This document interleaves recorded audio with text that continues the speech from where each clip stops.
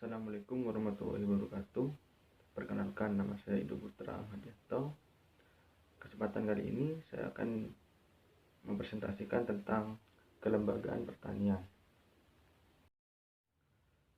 Pengertian lembaga: organisasi atau kaidah-kaidah formal maupun informal yang mengatur perilaku dan tindakan anggota masyarakat tertentu, baik dalam kegiatan-kegiatan rutin sehari-hari maupun dalam mencapai tujuan tertentu. Contohnya dalam pertanian, yaitu sistem pemilikan tanah, jual beli, sewa menyewa tanah, bagi hasil, gotong royong, koperasi, arisan. Selanjutnya, tata kegiatan penyuluhan. Yang pertama, program penyuluhan pertanian yang disusun dalam kelompok penyuluhan pertanian untuk memadukan aspirasi petani, nelayan, dan masyarakat pertanian dengan potensi wilayah. Yang kedua, dilaksanakan dengan sistem kerja yang sesuai dengan kondisi sosial ekonomi petani atau nelayan setempat.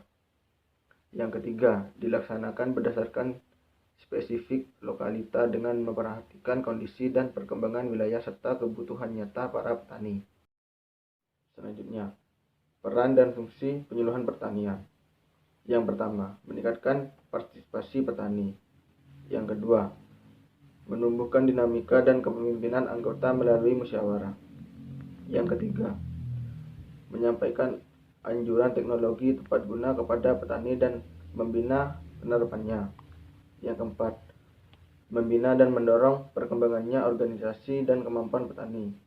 Yang kelima, mendorong terwujudnya hubungan yang melembaga antara kelompok tani dengan KUD. Yang keenam, membina pelaksanaan perakitan atau rancang bangun UT sesuai dengan kondisi setempat. Yang ketujuh, menyiapkan bahan penyusun program penyuluhan pertanian dan menyusun rencana kerja penyuluhan pertanian. Selanjutnya, dampak bagi petani. Yang pertama, kebutuhan akan penyuluhan yang spesifik terpenuhi. Yang kedua, kesejahteraan yang meningkat. Yang ketiga, kerjasama dengan pemerintah dan lembaga lain makin meningkat. Yang keempat, kerjasama dengan petani makin erat. Yang kelima, masyarakat setempat makin inovatif. Selanjutnya, dampak penyuluhan partisipatif secara umum. Yang pertama, penyuluhan lebih cocok dengan kondisi lokal dan kebutuhan.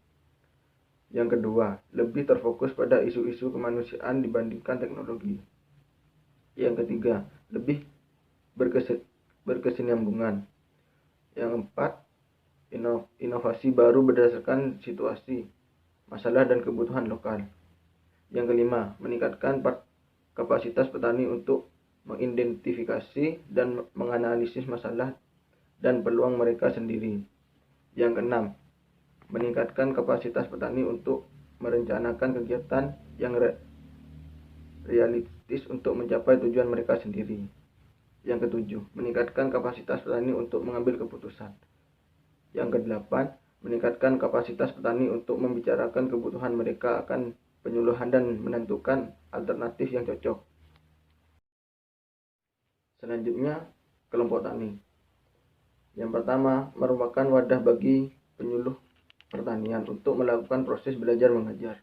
Yang kedua, mempercepat adopsi teknologi di tingkat petani dibentuk kelompok-kelompok tani. Yang ketiga, memudahkan penyampaian teknologi baru. Yang keempat, berdasarkan tingkat perkembangan kelompok. Contohnya itu seperti yang pertama, kelas pemula. Yang kedua, kelas lanjut.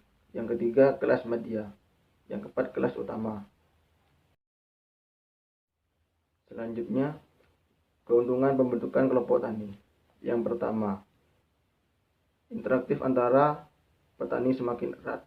Terdapat jadwal rutin berkumpul dan membicarakan masalah bersama-sama. Yang kedua, terarahnya kerjasama antara petani dengan pihak luar atau dinas swasta bisa difasilitasi. Yang ketiga, semakin cepat difusi inovasi atau teknologi baru. Yang keempat, meningkatnya kemampuan petani dalam mengambilkan pinjaman atau meningkatnya akses petani terhadap modal. Yang kelima, meningkatnya orientasi pasar baik berkaitan dengan input usaha tani maupun produksi yang dihasilkan.